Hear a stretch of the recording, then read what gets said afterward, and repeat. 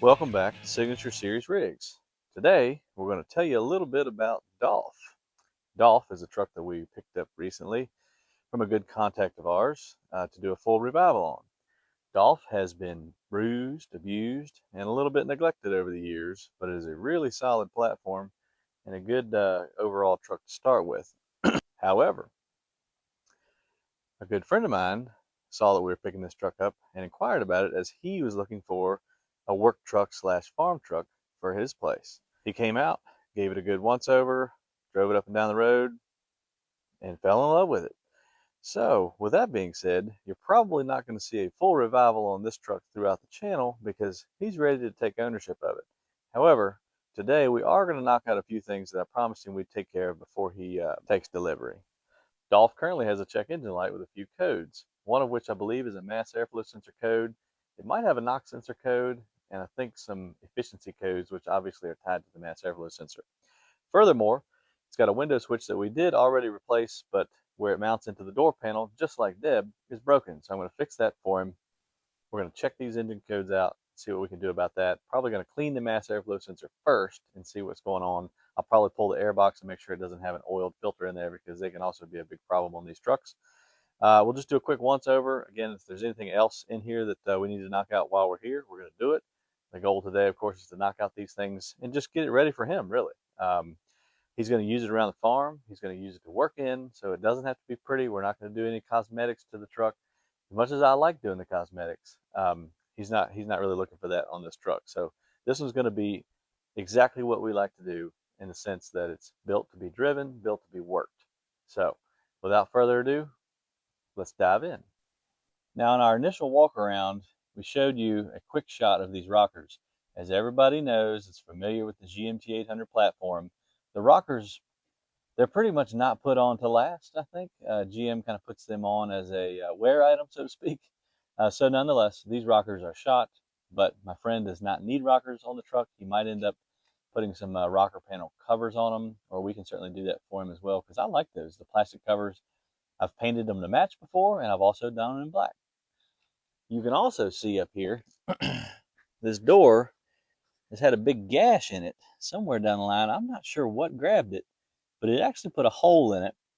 This door, we're not going to do anything with. It's been painted before. I can already tell that by the mismatched color and the clear dyeing that's not already dead. Scratch right here, and of course this fender flare was needing some paint too, but we're not going to address any of that since he's looking for a work truck. This was another item that I was going to take care of if we were going to go ahead and do a full revival on the truck. It's just a cosmetic thing, probably come in from the back side, put some metal pins in it with a plastic welder, and then smooth it out. But again, I don't think he's really worried about it, so we're not going to take care of that on this one. Just giving you a full walk around. This side again, the typical GM wear item rockers, they're gone. And this is just a little nuance that I'm kind of picky about. There's supposed to be two little rubber bumpers here, and they're missing. If I have some extra ones, I'm going to throw them in there. I don't think I do, but it just prevents it from, it doesn't sit flush without them, and it, of course, rattles. So there you have it. And, of course, the typical rusty GMT 800 rear bumper. We probably will take a Brillo pad and knock off some of that rust because it's a quick fix and makes it look a little bit better. Tailgate handle. I know this truck is going to be used for work. It appears that the one plastic clip is missing. There's one still there. If you squeeze them together, the tailgate comes down. So I really don't know how it got broken or why, but we're going to figure something out there for him because I know he's going to use this truck for work and he's going to need to be able to get the tailgate down. Otherwise, we'll just order like a $10 one off of the jungle. But the first thing we're going to address is this switch. We put a brand new switch in it, Dylan did, but he said the door panel was broken down here, so clearly it's just hanging loose. Plus, this heated seat button is not functioning correctly, so we're going to take a look at that as well. Without further ado, let's dive in.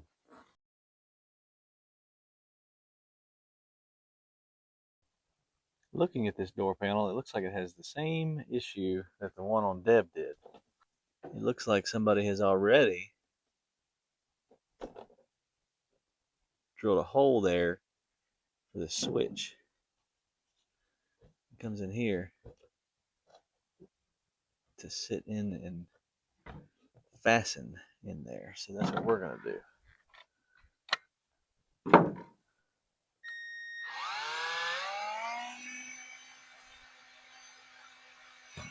Here.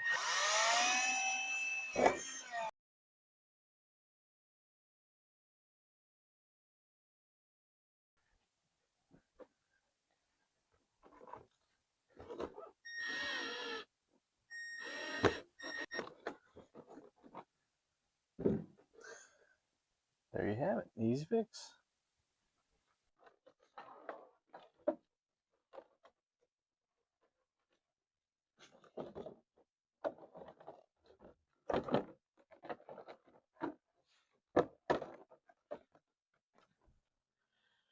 All right. Everything functions there. On to the next. Now we're going to pull this air box off and see what kind of filter we got in there and clean the mass airflow sensor.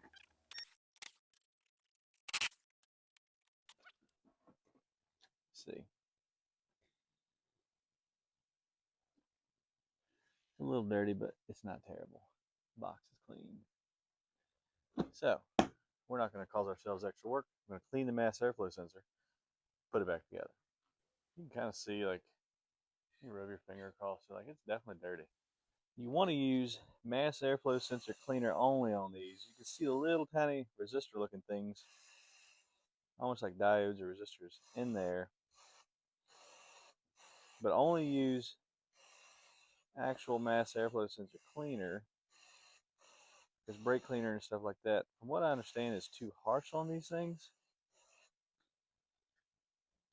I had a well-respected technician tell me that a long time ago. Brake cleaner is too strong. Carb cleaner is too strong. Sometimes mass airflow sensor cleaner is too strong.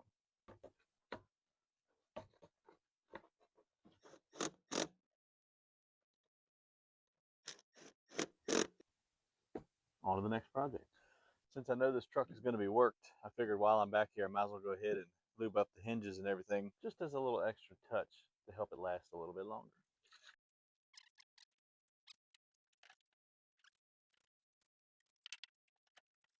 Just like that. You know, another little trick. These trucks, once they get some wear on them, you got to lift this tailgate up. You lift it right off. Square body's the same way. I'll put a zip tie, or preferably a hose clamp, right in here.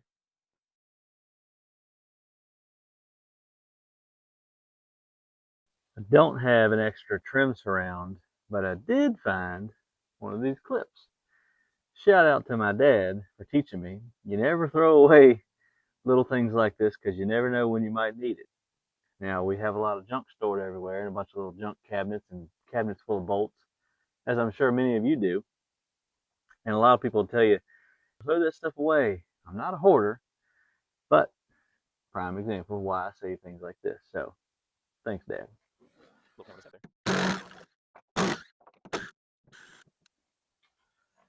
Yeah. Now you see why it wasn't working. Crusty. These things are frozen. I think we can fix it. All right, I'm gonna try a little bit of heat first, and then some lubrication.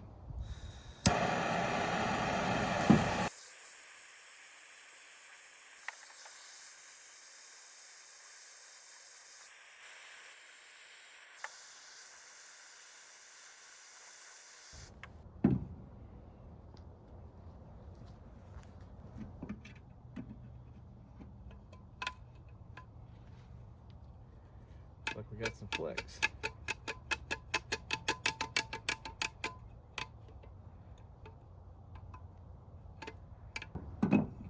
All right.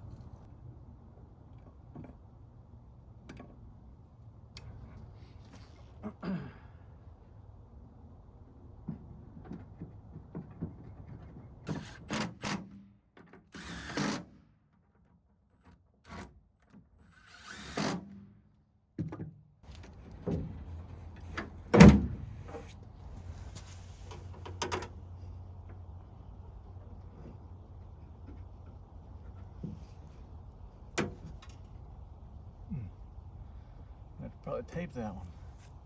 We don't have another one.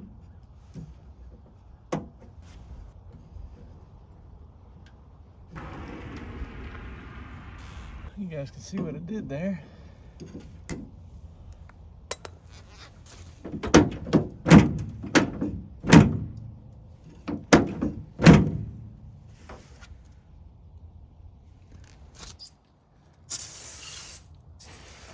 Bumper up real quick. Quickest way to install a brand new bumper, you got to be careful not to let that chrome chip it up. Grab your fingers. Next thing you know, you'll be needing one of them tetanus shots.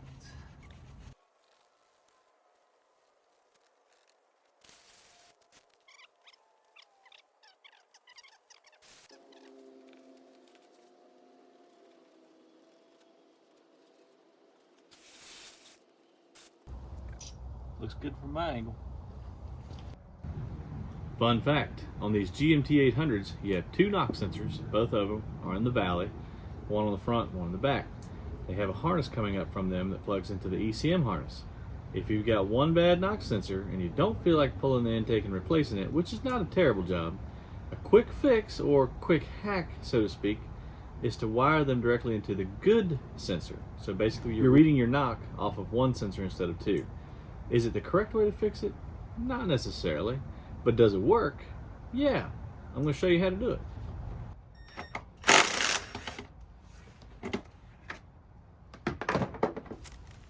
This little harness right here, this is the harness coming from the knock sensors. This side goes to the ECM wiring. So if we're going to hardwire them in to use one sensor, we're obviously not going to want to use the side on the ECM harness side because we don't want to mess that one up. Because if you get new knock sensors, you can easily get a new knock sensor harness on that side. So that's the side we're going to cut out and wire them together.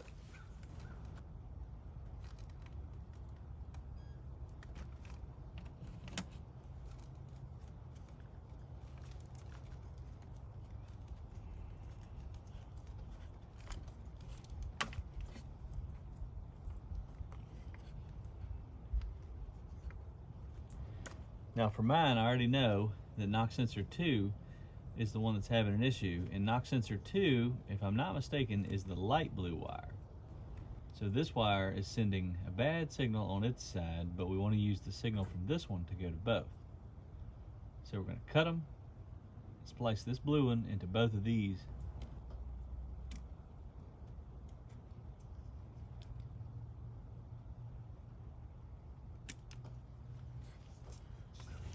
I'm going to try one of these heat shrink soldering connectors. I haven't had good luck with them yet, but we're going to try it on this truck.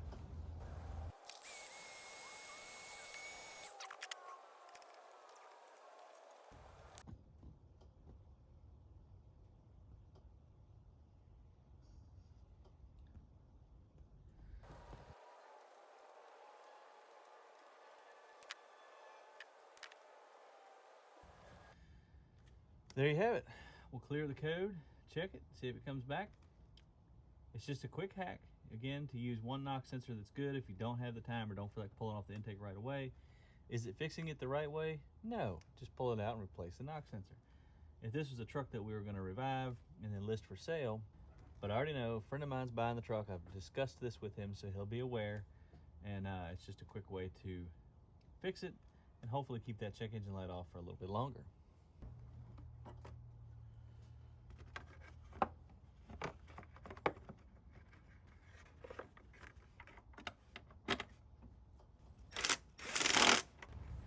And while I'm here, go ahead and fix this sagging valance. I don't have any push pins big enough to go in the holes, so I'm going to try yet another zip tie.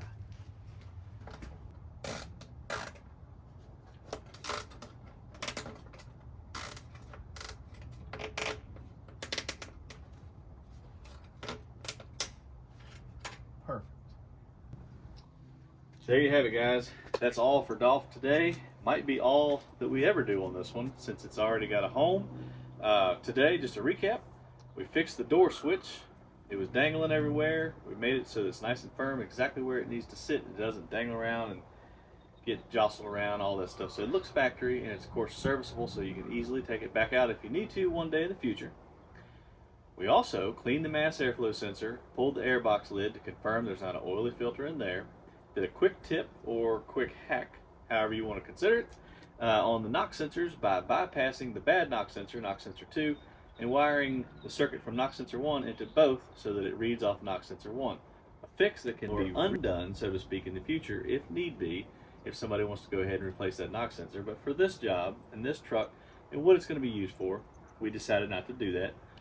While we were here, we went ahead and cleaned up that rear bumper with a Brillo pad. Again, nothing perfect, just a little cosmetic fix.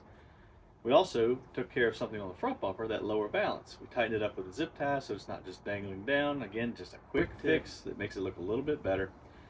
While we were back there, we repaired the tailgate handle with a little bit of heat and a little bit of lubrication. We got it functioning, moving smoothly. I was able to get the tailgate rods right back in where they're supposed to be, and thankfully I had a pin on hand to lock it in there. Put a little zip tie on it because it was old and brittle, but it should function correctly for many years to come. We went ahead and lubed up the hinges back there as well. All in all, I'd say it was a successful day, and Dolph should be pretty much ready to go home. We are going to keep the wheels and tires off this truck, so you will see them on another truck in the future. Thank you for watching Signature Series Rigs. Till next time.